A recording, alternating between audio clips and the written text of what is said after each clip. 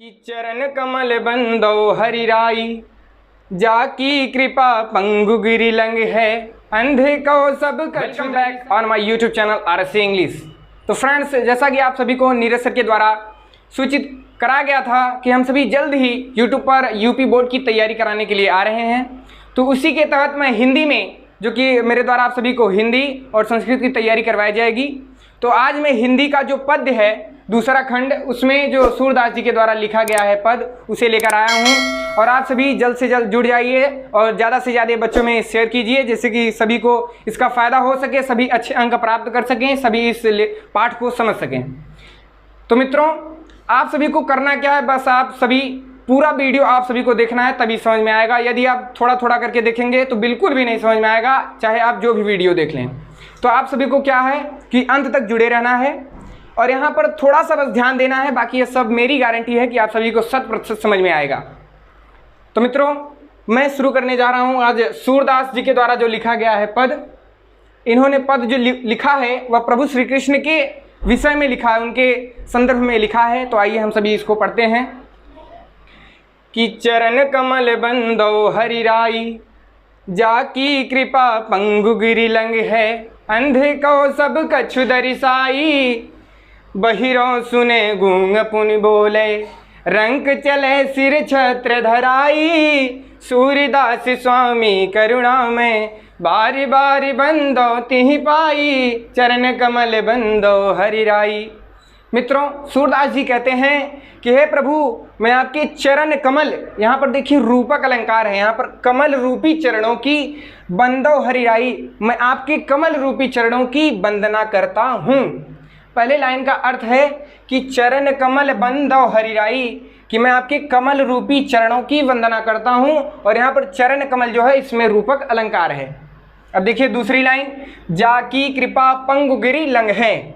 जाकी कृपा, जिसकी कृपा हो जाने पर, पंगु माने होता है लंगड़ा व्यक्ति, जो पैरों से चल नहीं सकता, लंगड़ा व्यक्ति। गिरि मतलब होता है पहाड़, लंघे मतलब होता है लांघ जाना, यानी कि जिसकी कृपा हो जाने पर लंगड़ा व्यक्ति भी बड़े से बड़े पर्वत को लांघ जाता है।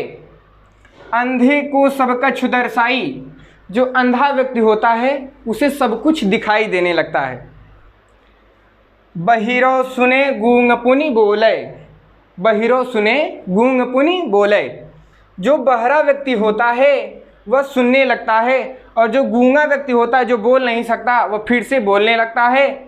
और जो रंक चले सिर छत्र धराई, रंक मतलब क्या होता है, जो एकदम गरीब हो, जिसके पास खाने के लिए अनाज तक ना हो, उसे कहते हैं रंक। रंक चले सिर छत्र धराई, यानी कि जो गरीब से गरीब व्यक्ति होता है, रंक, जो गरीब से गरीब व्यक्ति होता है, वह भी अपने सिर पर राजाओं की तरह छत्र को धारण करके चलने लगता है। सूरदास स्वामी करुणा में, अब सूरदास जी कहते हैं कि हे करुणा के सागर प्रभु, मैं बार बार आपके चरणों की वंदना करता हूँ। हे प्रभु, मैं आपके कमल रूपी चरणों की क्या करता हूँ, वंदना करता हूँ। तो मित्रों, यदि आप सभी को, मेरा पूर्ण विश्वास है कि आप सभी को समझ में आया होगा, और यदि नहीं समझ में आया तो एक बार फिर से वीडियो आप देख लीजिए। तो देखिए, एक बार फिर से शुरू से देखिए। चरण कमल बंदो हरिराई, सूरदास जी कहते हैं कि हे प्रभु, मैं आपके कमल रूपी चरणों की क्या करता हूँ, वंदना करता हूँ। जाकी कृपा पंगु गिरिलंग है, जिसकी कृपा हो जाने पर, पंगु मतलब लंगड़ा व्यक्ति भी पर्वत को लांघ जाता है, पार कर जाता है। अंधे को सब कछु दर्शाई, और अंधा व्यक्ति जो होता है उसे सब कुछ दिखाई देने लगता है। बहिरो सुने गूंग पुनि बोले, जो बहरा व्यक्ति होता है वह फिर से सुनने लगता है, और जो गूंगा व्यक्ति होता है, मूक होता है, मुझसे बोल नहीं सकता, वह फिर से बोलने लगता है। रंक चले सिर छत्र धराई, और जो गरीब से गरीब व्यक्ति होता है वह अपने सिर पर राजाओं की तरह छत्र को धारण करके चलने लगता है। सूरदास स्वामी करुणा में, सूरदास जी कहते हैं कि हे करुणा के सागर प्रभु, बार बार बंदो तिहि पाई, मैं आपके चरणों की बार बार क्या करता हूँ, वंदना करता हूँ। तो पहला पैराग्राफ आप सभी का हो गया, पहला पद। अब आप सभी दूसरा पद देखेंगे। इसमें सूरदास जी ने निराकार ब्रह्म के बारे में बताया है कि निराकार ब्रह्म कैसे हैं, उनका वेशभूषा कैसा है, उनको कैसे प्राप्त किया जा सकता है। तो आइए अब हम सभी दूसरा पद देखेंगे कि अभिगत गति कछु कहत न आवे, ज्यों गूंगे मीठे फल को रस अंतर्गति ही भावे। परम स्वाद सब ही सुनिरंतर अमित तोष उपजावे। मन बानी को अगम अगोचर सो जाने जो पावे।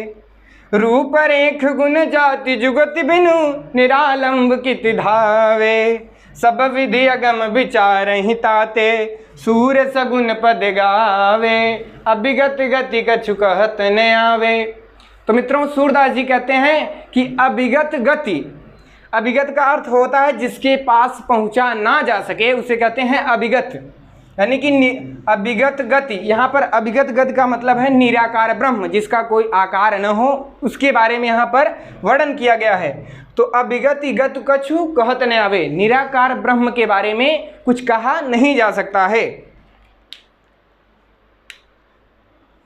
अभिगत गति, अभिगत गति का मैंने आप सभी को अर्थ बताया निराकार ब्रह्म, और यहाँ पर कछु कहत न आवे यानी कि अभिगत निराकार ब्रह्म के बारे में कुछ कहा नहीं जा सकता है। ज्यों गूंगे मीठे फल को रस, ज्यों गूंगे जिस प्रकार, पहले देखिए आपको छोटे छोटे अक्षरों के द्वारा छोटे छोटे शब्दों का अर्थ बताया जाएगा जिससे कि आप सभी को समझने में बहुत ही आसानी हो, आप सभी आसानी से समझ सके। यहाँ पर देखिए ज्यों गूंगे जिस प्रकार, गूंगे व्यक्ति को, मीठे फल को रस, जिस प्रकार कोई गूंगा व्यक्ति है, अगर आप उसे कोई मीठा फल दे दें और वह व्यक्ति, गूंगा व्यक्ति उस मीठे फल को खाता है, परंतु जो उसका स्वाद होता है वह दूसरों के सामने व्यक्त नहीं कर सकता कि इसका स्वाद कैसा है, मीठा है कि तीखा है, कैसा है, कड़वा है। तो उसी प्रकार कहा गया है, यहाँ पर वर्णन किया गया है कि जिस प्रकार एक गूंगे व्यक्ति को मीठा फल दे दिया जाए तो वह उस मीठे फल का जो उसे स्वाद होता है अंतर्गत ही भावे, उसे अंदर ही अंदर बहुत ही क्या देता है, संतुष्टि प्रदान करता है। लेकिन जो उसका वह स्वाद होता है वह कैसा है, तीखा है, मीठा है या कड़वा है, वह दूसरों के सामने उसे व्यक्त नहीं कर सकता है। परम स्वाद सब ही सुनिरंतर, और जो उस मीठे फल का जो स्वाद होता है, जो परम स्वाद यानी कि श्रेष्ठ स्वाद, यहाँ पर देखिए परम स्वाद का अर्थ है श्रेष्ठ स्वाद, जो उस मीठे फल का श्रेष्ठ स्वाद होता है वह उस व्यक्ति को सब ही सुनिरंतर लगातार अमित तोष उपजावे, श्रेष्ठ संतोष को उत्पन्न करता है। वह बहुत ही अच्छा लगता है उसे, लेकिन वह दूसरों के सामने उसे व्यक्त नहीं कर सकता है। मन बानी को अगम अगोचर, यहाँ पर देखिए मन बानी यानी कि मन और वाणी से, अगम अगोचर, अगम में जिसके पास पहुंचा ना जा सके, और अगोचर मतलब होता है यानी कि जिसे देखा ना जा सके।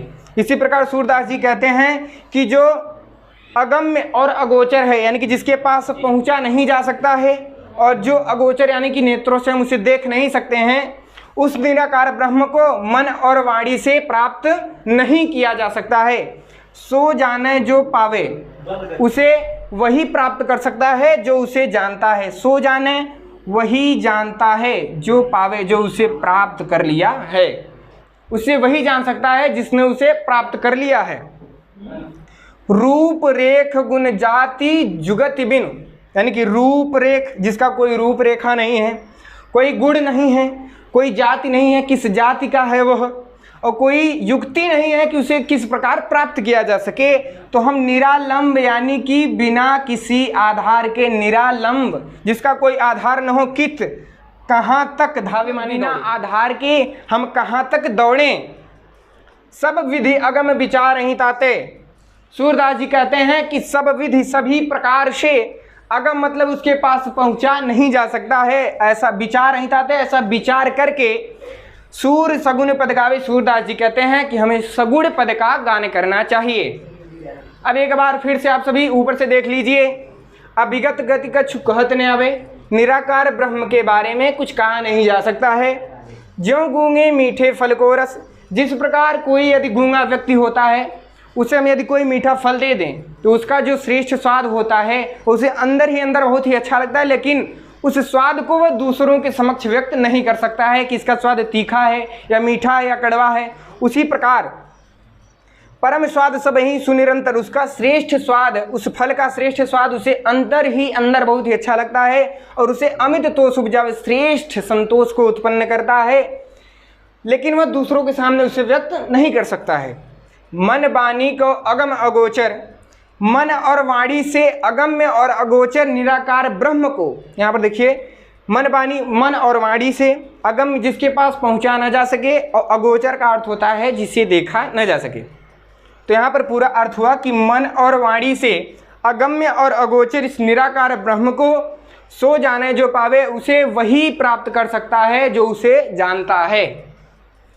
रूप रेख गुण जाति जुगत बिनु, यानी कि जिसका कोई रूप रेखा नहीं है, गुण नहीं है, उसका कोई जाति नहीं है, जुगत मतलब युक्ति, उसे कुछ युक्ति से प्राप्त किया जा सकता है। निरालंब मतलब जिसका कोई आधार न हो। यदि आपके पास कोई आपकी मंजिल नहीं होगी कि हमें यहाँ तक पहुँचना है, तो आप क्या कर सकते हैं, आप यहाँ जाएंगे वहाँ जाएंगे इस तरफ, लेकिन आप अपनी मंजिल को प्राप्त नहीं कर सकते हैं, आप ज़िंदगी भर भटकते रह जाएंगे। लेकिन यदि आप सभी के पास कोई मंजिल होगी कि हमें हाँ यही जगह पहुँचना है, तो आप सभी का फोकस यही होगा कि हमें कुछ भी करके इस जगह पहुँचना है, हम ऐसा कार्य करें कि वहाँ पर पहुँच जाए। तो यदि हमारे पास कोई आधार ही नहीं होगा, कोई मंजिल ही नहीं होगी, तो हम किस प्रकार से वहाँ पर पहुँच सकते हैं। तो वही बोला गया है निरालंब कित धावे, यानी कि बिना आधार के हम कहाँ तक दौड़ें। सब विधेयकम विचार नहीं ताते, सूरदास जी कहते हैं कि सभी प्रकार से अगम्य मानकर ऐसा विचार करके हमें सगुण पद का गान करना चाहिए। तो मित्रों, मुझे आशा है कि आप सभी को समझ में आया होगा, और यदि थोड़ा सा भी कन्फ्यूजन है आप सभी को कहीं पर भी, तो आप सभी कमेंट करके पूछ सकते हैं, और या फिर एक बार वीडियो को फिर से रिपीट कर लें, आप सभी को पूरा समझ में आए।